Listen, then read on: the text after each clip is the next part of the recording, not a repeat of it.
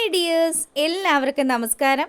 മൗനരാഗം സീരിയലിൻ്റെ ഇനി വരാനിരിക്കുന്ന ഒരു ഗംഭീരമായിട്ടുള്ള കഥയിലേക്ക് എല്ലാവർക്കും സ്വാഗതം കേട്ടോ. അങ്ങനെ നമ്മുടെ മൂങ്ങ മുത്തശ്ശി വളരെ സ്നേഹത്തോടു കൂടി പ്രകാശിനോട് പെരുമാറിക്കൊണ്ടിരിക്കുക. പ്രകാശനാണെങ്കിലോ തൻ്റെ ലക്ഷ്യം എന്തായാലും സാധിക്കാമെന്ന് വിചാരിച്ചുകൊണ്ട് അമ്മയോടും വലിയ സ്നേഹം നടിച്ചുകൊണ്ട് നിൽക്കുക. അപ്പം മൂങ്ങ അറിയാതെ കല്യാണിക്ക് കൊടുക്കാനുള്ള ഭക്ഷണത്തിൽ വിഷം കലർത്താമെന്നുള്ളതാണ് നമ്മുടെ പ്രകാശൻ്റെ ചിന്ത. അങ്ങനെ മൂങ്ങ മുത്തശ്ശിയും പ്രകാശനും കൂടി ഭക്ഷണം കഴിച്ചു കഴിഞ്ഞു. അതിനുശേഷമാണെങ്കിലോ നമ്മുടെ പ്രകാശൻ വലിയ സന്തോഷത്തിലിരിക്കുക. ഇന്നത്തെ രാത്രി അമ്മ എന്തായാലും എൻ്റെ ഒപ്പം നിൽക്കുമല്ലോ. ഇനി എന്തായാലും അടുത്ത ദിവസങ്ങളിലും അമ്മ എങ്ങനെയെങ്കിലും ഇവിടെ എത്തിക്കണം. അങ്ങനെയാണെങ്കിൽ പിന്നെ താൻ ആഗ്രഹിക്കുന്നത് പോലെ തന്നെ കല്യാണിയെ കൂടി ഈ വീട്ടിലേക്ക് വിളിച്ചു വരുത്താൻ വലിയ പ്രയാസമൊന്നും ഉണ്ടാവില്ല. അമ്മ വിളിച്ചു കഴിഞ്ഞാൽ അവൾ ഉറപ്പായിട്ടും വരികയും ചെയ്യും. അതിനു വേണ്ടിയിട്ട് നല്ല പിള്ളയാണെന്നൊക്കെ ചമഞ്ഞ് നമ്മുടെ പ്രകാശൻ മൂങ്ങയുടെ മുന്നിൽ തകർത്ത് അഭിനയിച്ചുകൊണ്ടിരിക്കുക. മൂങ്ങയാണെങ്കിലോ ഇവനെ വിറ്റ് കാശാക്കാനുള്ള രീതിയിലാണ് പുള്ളിക്കാരി വന്നിരിക്കുന്നത്. അങ്ങനെ നമ്മുടെ മൂങ്ങ മുത്തശ്ശി പ്രകാശിനോട് പറഞ്ഞു, അതെ കുറേ നേരമായല്ലേ മോനെ, കുറേ നേരമായി നമ്മളിങ്ങനെ സംസാരിച്ചുകൊണ്ടും ഇരിക്കുന്നു. ഇനി എന്തായാലും എൻ്റെ പൊന്നു മോൻ പോയി കിടന്ന് ഉറങ്ങെന്ന് പറഞ്ഞു. ഏയ് ഇല്ലമ്മേ, ഇന്നത്തെ രാത്രി എങ്ങനെ ഉറങ്ങാനാ? ഒരുപാട് നാളുകൾക്ക് ശേഷം എൻ്റെ അമ്മ എൻ്റെ ഒപ്പം ഈ വീട്ടിൽ വന്ന ദിവസമല്ലേ. അതുകൊണ്ട് എനിക്കങ്ങനെ പെട്ടെന്നൊന്നും ഉറങ്ങാൻ പറ്റില്ല. പിന്നെ അറിയാലോ, ഇന്ന് ഞാൻ വിക്രത്തെ പോയി കണ്ടിരുന്നു. അപ്പോൾ അവനും പറയുന്നത് അമ്മൂമ്മയെ അങ്ങോട്ട് പറഞ്ഞയക്കേണ്ടെന്നാ. പിന്നെ ഞാൻ ആലോചിക്കുമ്പം ഇപ്പോഴത്തെ സാഹചര്യത്തിൽ എനിക്ക് മറ്റു ജോലികളൊന്നും ചെയ്യാൻ പറ്റില്ലല്ലോ. അങ്ങനെയാണെങ്കിൽ അമ്മയുടെ കാര്യങ്ങളൊക്കെ നോക്കാനായിട്ട് എന്നെക്കൊണ്ട് കഴിഞ്ഞെന്ന് വരില്ല. അപ്പം എന്തുകൊണ്ട് നല്ലത് അമ്മ ആ വൃദ്ധസദനത്തിൽ തന്നെ നിൽക്കുന്നതായിരിക്കും. അങ്ങനെയാണെങ്കിൽ അമ്മ ഇടയ്ക്ക് എന്നെ വന്ന് കാണണമെന്ന് കൂടി പ്രകാശം പറഞ്ഞു. എന്തായാലും അത് നമുക്ക് ആലോചിക്കാം മോനെ, നീ എന്തായാലും പോയി കിടന്നുറങ്ങ്. അപ്പം പ്രകാശം പറയുന്നുണ്ട്, അതെ അമ്മേ, എന്നാ ഞാൻ പറഞ്ഞ കാര്യം അമ്മ എനിക്ക് സാധിച്ചു തരുന്നത്? എന്ത് കാര്യത്തെക്കുറിച്ചാണ് നീ പറയുന്നത്? അമ്മേ, കല്യാണി ഇവിടെ വിളിച്ചു വരുത്തണമെന്ന് ഞാൻ അമ്മയോട് പറഞ്ഞില്ലേ? അമ്മ ഭക്ഷണമൊക്കെ ഉണ്ടാക്കി ഒരു ദിവസം അവളെ ഇങ്ങ് വിളിക്ക്.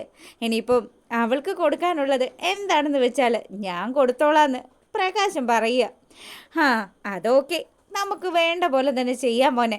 ഇപ്പം എനിക്ക് ഉറക്കം വരുന്നടാ, ഞാൻ പോയി കിടന്ന് ഉറങ്ങട്ടെ എന്ന് പറഞ്ഞ് നമ്മുടെ മൂങ്ങ മുത്തശ്ശി കിടക്കാൻ പോവുക. പ്രകാശനാണെങ്കിലോ അങ്ങനെ കല്യാണിയെ തീർക്കാമെന്നുള്ള സന്തോഷത്തിൽ പ്രകാശനും പോയി കിടന്നു. അങ്ങനെ ഒരു ഉറക്കം ഉറങ്ങി വരുന്ന സമയത്താണ് പ്രകാശൻ്റെ മുന്നിൽ നമ്മുടെ മൂങ്ങ മുത്തശ്ശി പോയി നിൽക്കുന്നത്. ദുഷ്ടൻ, എൻ്റെ കൊച്ചുമകളെ കൊല്ലാൻ വേണ്ടിയിട്ട് അവൻ കരുതിക്കൂട്ടി ഇറങ്ങിയിരിക്കുക. ഇവനെ ഇനി വളരാൻ അനുവദിച്ചുകൂടാ. ഇവൻ ഇനിയും പ്രശ്നം ഉണ്ടാക്കിക്കൊണ്ടേയിരിക്കും. വിക്രത്തിനെ ജയിലിലാക്കിയതുപോലെ ഇവനെ ജയിലിലാക്കാനൊന്നും പറ്റില്ല. പക്ഷേ എന്നെക്കൊണ്ട് കഴിയുന്നൊരു കാര്യമുണ്ട്. ഇവൻ്റെ മുട്ടുകാല് തല്ലി ഒടിച്ച ഇവൻ പിന്നെ ആരുടെ അടുത്തും പോയി കല്യാണിയെ ദ്രോഹിക്കാനുള്ള കാര്യങ്ങൾ സംസാരിക്കില്ലല്ലോ. അതുകൊണ്ട് അത് ഇന്നത്തെ ദിവസം തന്നെ നടപ്പാക്കണമെന്ന് വിചാരിച്ച് നമ്മുടെ മൂങ്ങ മുത്തശ്ശിത പ്രകാശൻ്റെ മുട്ടുകാലിന് നല്ല വടി വെച്ച് അടിക്കുക. അപ്പം ആ അടിയുടെ ആഘാതത്തിൽ പ്രകാശൻ ചാടി എഴുന്നേറ്റു. മൂങ്ങയാണെങ്കിൽ നിർത്താതെ അടിക്കുക. അമ്മേ, നിങ്ങളിത് എന്താ ഈ കാണിക്കുന്നതെന്ന് ചോദിച്ച് പ്രകാശൻ ചാടി എഴുന്നേറ്റതും മൂങ്ങ പറഞ്ഞു, എടാ ദുഷ്ട, നിന്നെ ഇനി രണ്ട് കാലിൽ നടക്കാൻ ഞാൻ അനുവദിക്കില്ലടാ. നിന്റെ അഹങ്കാരത്തിനും നിന്റെ ഈ അഹമ്മതിക്കും ഒക്കെയുള്ള പരിഹാരം അതുമായിട്ടാണ് ഞാൻ വന്നിരിക്കുന്നത്. നീ എന്താ വിചാരിച്ചത്? ഞാനേ കല്യാണി മോളോട് ദേഷ്യപ്പെട്ട് ഇങ്ങോട്ട് വന്നതാണെന്നാണോ? അല്ലടാ, നിന്റെ മകനെ അവനെതിരെ ഞാൻ സാക്ഷി പറഞ്ഞെങ്കിൽ അത് ഞാൻ മനസ്സിൽ കരുതി വെച്ചിരുന്നതാ. പിന്നെ ഇപ്പം ഞാനിത് ചെയ്തില്ലെങ്കിൽ പിന്നെ ഞാൻ നിൻ്റെ അമ്മയാണെന്ന് പറഞ്ഞ് നടക്കുന്നതിൽ ഒരർത്ഥവും ഇല്ലടാ പ്രകാശ എന്ന് പറഞ്ഞ് മൂങ്ങയാണെങ്കിൽ നല്ല രീതിയിൽ നമ്മുടെ പ്രകാശൻ്റെ മുട്ട് നോക്കി അങ്ങ് അടിക്കുക. പ്രകാശനാണ് വേദന കൊണ്ട് പൊളയുക. അടിയുടെ ആഘാതത്തിൽ ആശാൻ എഴുന്നേക്കാൻ പറ്റുന്നില്ല. നിങ്ങളൊരു തള്ളയാണോ തള്ളയെന്നൊക്കെ ചോദിച്ച് പ്രകാശനാണെങ്കിൽ കിടന്ന് അലമുറയിട്ട് കരയുമ്പോൾ, എടാ നീ ഇവിടെ കിടന്ന് നരകിക്കണം. നിനക്ക് ആരൊരു സഹായം ഇല്ലാതെ നീ വയസ്സാങ്കാലം നരകിച്ച് തീരണം. ഇല്ലെങ്കിൽ നീ ഒന്ന് ആലോചിച്ച് നോക്ക്, സ്വന്തം മകളുടെ തലമണ്ടയല്ലേടാ അവൻ തല്ലി പൊളിച്ചത്. എന്നിട്ടും അവനോട് നീ ഇപ്പോഴും സ്നേഹം കാണിക്കുന്നു. നിന്നെപ്പോലെയുള്ള ഒരു അച്ഛൻ ഈ ഭൂലോകത്ത് കാണില്ല എന്നൊക്കെ പറഞ്ഞ് മൂങ്ങി അവിടെ നിന്ന് ഇറങ്ങിപ്പോവുക. അങ്ങനെ ആരൊക്കെയോ ചേർന്ന് നമ്മുടെ പ്രകാശനെ ആശുപത്രിയിൽ എത്തിച്ചു. മൂങ്ങ പോകുന്നത് നമ്മുടെ കല്യാണിയുടെ അടുത്തേക്കാകട്ടോ. കല്യാണിയെ ചെന്ന് കണ്ടിട്ട് മൂങ്ങ പറഞ്ഞു, അതെ മോളെ, ഞാനൊരു നല്ല കാര്യം ചെയ്തിട്ടാണ് വരുന്നത്. എന്താ മുത്തശ്ശി, എന്താ നിങ്ങൾ ചെയ്തിട്ട് വരുന്നതെന്ന് കിരൺ കല്യാണിയും കൂടി ചോദിച്ചു. അതെ, നിങ്ങൾക്കൊക്കെ പ്രശ്നമായിരുന്നത് വിക്രമായിരുന്നല്ലോ. വിക്രം ഇപ്പോൾ ജയിലിലായില്ലേ? അതുപോലെ തന്നെ മറ്റൊരു പ്രശ്നക്കാരനായിരുന്നു എൻ്റെ മകൻ പ്രകാശൻ. ഇനി എന്തായാലും കുറച്ച് കാലത്തേക്ക് അവനെ കൊണ്ടുള്ള ഒരു ഉപദ്രവവും മക്കൾക്ക് ഉണ്ടാവില്ല. മുത്തശ്ശി എന്താ ഈ പറയുന്നതെന്നറിയാണ്ട് നമ്മുടെ കല്യാണിയും കിരണും കൂടെ പരസ്പരം നോക്കുക.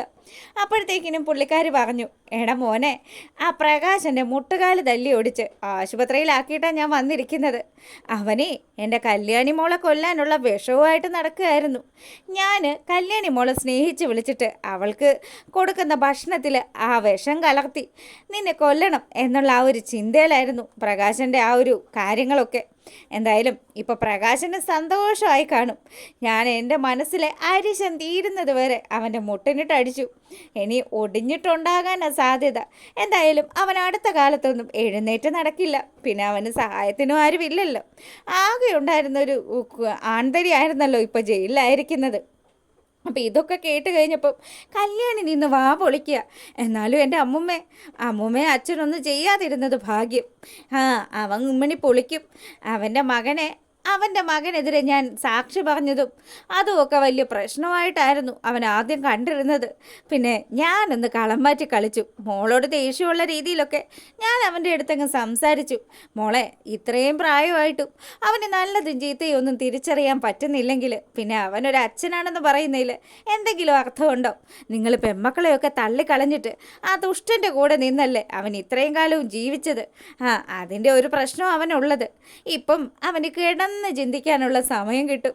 എന്തായാലും അവൻ ഇതോടുകൂടി നന്നാകുമെന്നുള്ള കാര്യത്തിൽ ഒരു സംശയവും ഇല്ലെന്ന് മൂങ്ങ മുത്തശ്ശി പറഞ്ഞതും കല്യാണിയും കിരണും കൂടി ഭയങ്കര സന്തോഷത്തിൽ. അങ്ങനെ ആ ഒരു സീൻ കഴിഞ്ഞതും ആശുപത്രി കിടക്കയിൽ കിടക്കുന്ന നമ്മുടെ പ്രകാശനെ കാണിക്കുകയാണ്. കാലൊക്കെ കെട്ടിവെച്ച് കാലനക്കാൻ പറ്റാത്ത രീതിയിൽ വേദന കൊണ്ട് ഞെളിപുളിയിടുന്ന പ്രകാശൻ. അപ്പോഴാണ് നമ്മുടെ കാർത്തികയ്ക്ക് അപകടം സംഭവിച്ചതൊക്കെ അറിഞ്ഞ് കാർത്തികയുടെ അമ്മയാ ലക്ഷ്മിയമ്മ ആശുപത്രിയിലെത്തുന്നത്. അങ്ങനെ മോൾക്ക് പ്രത്യേകിച്ച് പ്രശ്നങ്ങളൊന്നും ഇല്ലയെന്ന് മനസ്സിലാക്കിയിട്ട് ലക്ഷ്മിയമ്മയാണെങ്കിലോ അവളെ ആശ്വസിപ്പിച്ചുകൊണ്ടിരിക്കുമ്പം ആ റൂമിലേക്ക് നമ്മുടെ കല്യാണിയും കിരണും കൂടെ വന്നു. അവരെ കണ്ടതും ലക്ഷ്മിയമ്മ പറഞ്ഞു, മക്കളെ, കഷ്ടമുണ്ട് കേട്ടോ. ഇത്രയും ദിവസമായിട്ടും എൻ്റെ മോൾക്ക് ഇങ്ങനെ ഒരു അപകടം സംഭവിച്ചിട്ട് നിങ്ങൾ എന്തുകൊണ്ടാണ് എന്നോട് പറയാതിരുന്നത്? എൻ്റെ ലക്ഷ്മിയമ്മേ, ഈ കല്യാണിക്ക് അവളുടേതായിട്ടുള്ള ആൾക്കാർക്കൊക്കെ എന്തെങ്കിലും അപകടം സംഭവിക്കുകയാണെങ്കിൽ അതൊക്കെ മുൻകൂട്ടി അറിയാനുള്ള ഒരു കഴിവുണ്ട്. അവളെ ഈശ്വരന്മാർ അത് സ്വപ്നത്തിലൂടെയൊക്കെ കാണിച്ചു കൊടുക്കും. എന്തായാലും അന്നത്തെ ദിവസം ഇവൾ സ്വപ്നം കണ്ട് ഞെട്ടി ഉണർന്ന് കാർത്തിക ചേച്ചീനെ ഇപ്പം തന്നെ കാണണമെന്ന് പറഞ്ഞു. അങ്ങനെയാണ് ഞങ്ങൾ കാർത്തികയുടെ വീട്ടിലെത്തിയത്. പിന്നെ അറിയാലോ, ആ വിക്രമാദിത്യൻ എന്ന് പറയുന്നവൻ അവനൊരു വൃത്തികെട്ടവനാണെന്നുള്ള കാര്യം എല്ലാവർക്കും അറിയാവുന്നതാണ്. അവന് ആരോടും ഒരു ദാക്ഷിണ്യവും ഇല്ലാതെ അവൻ വളരെ മോശമായിട്ടാണ് പെരുമാറിക്കൊണ്ടിരിക്കുന്നത്. പിന്നെ കല്യാണിയോടും കാർത്തികയോടും ഒക്കെ നല്ല രീതിയിൽ പകയും ഉണ്ട്. ലക്ഷ്മിയമ്മ അന്ന് വിവാഹം കഴിക്കാമെന്ന് പറഞ്ഞ് പ്രകാശിനെ പറ്റിച്ചതൊക്കെ വലിയൊരു വിഷയമാക്കിയിരിക്കുക അവർ. അതുകൊണ്ട് അവൻ ഏത് രീതിയിലും പ്രതികാരം ചെയ്യാനായിട്ട് വരുമെന്ന് എല്ലാവരോടും ഞങ്ങളും പറഞ്ഞതാ. പിന്നെ കാർത്തികയ്ക്ക് ഇത്രയല്ലേ സംഭവിച്ചുള്ളൂ. ആ കാര്യം ആലോചിച്ച് സമാധാനിക്ക് ലക്ഷ്മിയമ്മേ. അത് ശരി തന്നെയാണ്. പിന്നെ നിങ്ങൾക്ക് രണ്ടുപേർക്കും ഒരു സന്തോഷ വാർത്തയുണ്ട്. എന്താ മോനെ, എന്താ കാര്യമെന്ന് ലക്ഷ്മിയമ്മയും അതുപോലെ കാർത്തികയും ചോദിക്കുക. അതെ, നിങ്ങളെയൊക്കെ ഞെട്ടിച്ചുകൊണ്ട് ഒരാൾ ആശുപത്രിയിൽ അഡ്മിറ്റായിട്ടുണ്ട്. ആര് ആശുപത്രിയിൽ അഡ്മിറ്റ് ആയിരിക്കുന്നത്? ആർക്കാ വയ്യാണ്ടായിരിക്കുന്നതെന്നൊക്കെ ലക്ഷ്മി അമ്മ ചോദിക്കുക.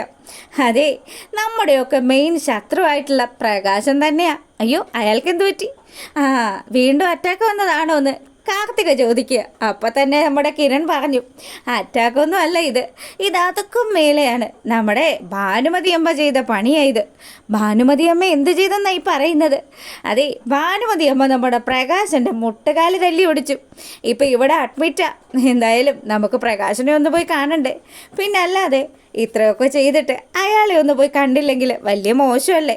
അയാളുടെ മകന് കിട്ടാവുന്നതൊക്കെ ഇപ്പം ഈശ്വരന്മാരായിട്ട് കൊടുത്തു കഴിഞ്ഞു. ഇനി അച്ഛനും കുറച്ച് നാൾ അനുഭവിക്കട്ടെ എന്ന് കല്യാണി പറയുക. അങ്ങനെ ലക്ഷ്മി അമ്മദ നമ്മുടെ കാർത്തികയും കൂട്ടിയിട്ട് ദുഷ്ടനായ പ്രകാശൻ്റെ മുന്നിൽ എത്തി നിൽക്കുമ്പം പ്രകാശനാണെങ്കിൽ താൻ കാണാൻ ആഗ്രഹിക്കാത്ത രണ്ടുപേരെ കണ്ട ആ ഒരു ദേഷ്യത്തിൽ അങ്ങനെ അവരെ തുറച്ചു നോക്കുമ്പം കിരണും കല്യാണിയും കൂടി ആ ഒരു റൂമിലേക്ക് എത്തുക. പ്രകാശനെ നോക്കി സന്തോഷത്തോടു കൂടി പുഞ്ചിരിക്കുന്ന കിരണിനെ കാണിച്ചുകൊണ്ടാണ് ആ ഒരു വിശേഷം അവസാനിക്കുന്നത്. അപ്പോൾ നിങ്ങൾക്ക് വീഡിയോസൊക്കെ ഇഷ്ടമാകുകയാണെങ്കിൽ എപ്പോഴും പറയുന്നത് പോലെ തന്നെ ഒന്ന് ലൈക്ക് ചെയ്തിട്ട് കാണണം കേട്ടോ. അപ്പോൾ നാളെ ബാക്കി കഥയൊക്കെ ആയിട്ട് വരുന്നതായിരിക്കും.